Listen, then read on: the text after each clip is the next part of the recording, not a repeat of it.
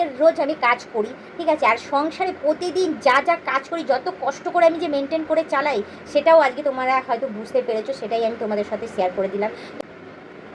Hello বন্ধুরা, welcome to my channel. তোমরা সবাই কেমন আছো? আশা করি তোমরা সবাই খুব ভালো আছো। তোমাদের আশীর্বাদে আমিও একদম ওকে আছি, ফাইন আছি, ঠিক আছে।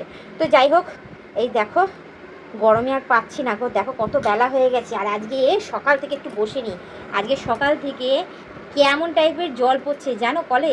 তোমাদের ওখানে হচ্ছে গো? একটু কমেন্টে জানিও তো। আমাদের এখানে না সকাল থেকে মানে একটা কল খুললে আর একটা কলে জল আসে না, এমন অবস্থা। কোনো রকমের সামনের দিকে যেখানে ওই ছাউনি নেই, রোদের মধ্যে বসে বসে আজকে যাবতীয় কাজকর্ম করতে হয়েছে, বাসন ধোয়া, ঘর পোছা, রান্না করার সমস্ত জল ফল ওখান থেকে নিয়ে এসেছি, নিয়ে এসে রোদে বসে বসে সমস্ত কাজকর্ম সেজে এক ছিটেফোঁটা বাথরুমে জল ঢুকছে না, মানে যাচ্ছে তাই অবস্থা। এই যে গরমটা যে জবের থেকে পড়েছে না, জলের ক্রাইসিস শুরু হয়েছে জানো তো। জানি না এরকম কেন হয়, জলগুলো যায় কোথায়? গরমে কি শুকিয়ে যায় ট্যাঙ্কির জল? তোমরা আমাকে কমেন্টে জানিও তো, আমার তো জানা নেই, যার জন্য মনে হয় কলে জল আসে না এরকমভাবে। তো যাই হোক, আজকে বলি তোমাদের, সকাল থেকে তো ঠাটা পোড়া রোদ, ওই রোদের মধ্যে কন্টিনিউ কাজ করেছি, করে করে দেখো পুরে কালি হয়ে গেছে, ঠিক আছে, দেখো দেখো কালো হয়ে গেছে। আর যখন কাজ শেষ হয়েছে দেখো রোদ নেই, দেখো কি অবস্থা। মানে সূর্য মামাও আমার সাথে ধোকা করে জানো, আমাকে ধোকা দেয়। দেখো সূর্য মামাও আমার সাথে শত্রুতা করে, আমার সাথে ধোকা দেয় আমাকে সূর্য মামা। তোমরা বুঝতে পারো এরকম কেনটা হয়?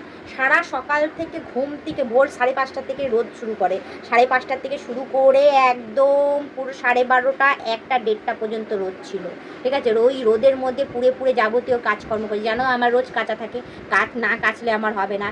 রোদে গিয়ে মেলে এসেছি, আচার বানিয়েছি, আচার সেদ্ধ করতে করতে আমি নিজে আচার হয়ে যাচ্ছি। রিলস বানাতে গেলাম, ওই রোদে গেলাম যখন আমার রোদের দরকার ছিল না, যে এইরকম ওয়েদার থাকলে এই রিলস বানাতে আমার সুবিধা হবে। আর সেখানে আমাকে দেখো রোদের মধ্যেই রিলস বানাতে হয়েছে, ভিডিও রোদের মধ্যে করতে হয়েছে। তারপর গিয়ে আজকে আবার কী যেন কাজ ছিল, হ্যাঁ আজকে বাইরে ঝাড় দেওয়ার আর কী কী সব পরিষ্কার করার কাজ আমার অনেকগুলো বাকি ছিল, জলও পড়ছিল না, ঠিক আছে। জল ভরেছি, ওইগুলো টিপ টিপ করে এরকম বোতল ধরে বসে রয়েছি, আর ঠাটা পড়া রোদটা আমার গায়ের মধ্যে পড়ছে, পুরো মাথা থেকে হাত পর্যন্ত পুরো পড়ছে। মানে একটা বোতল ভরতে 5 মিনিট সময় গেছে জানো তো।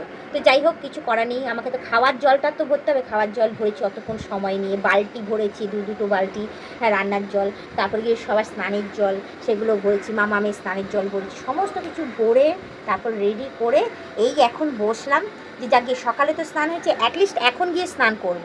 এখন গিয়ে দেখি জল নেই, কলে তো জল সকাল থেকে ওরকমভাবে পড়ছে, সে তো গেছে গিয়ে আর নাই, ঠিক আছে। আর এখন আমি যে স্নান করবো আমার জন্য জল নেই। তো যাই হোক, এখন 4টের অপেক্ষা করছি যে 4টে বাজবে কখন, তখন গিয়ে যদি জল পড়ে, নাহলে বাইরের থেকে জল ভরে আমাকে ভিতরে নিয়ে যেতে হবে, তখন গিয়ে আমি স্নান করবো। আর নাহলে কুয়োর জলেই আজকে সারতে পারি। কী বলো তো, কুয়োর জলে না সবসময় স্নান করতে ভালো লাগে না, চুলটা না পুরো আঠা হয়ে যায় জানো তো।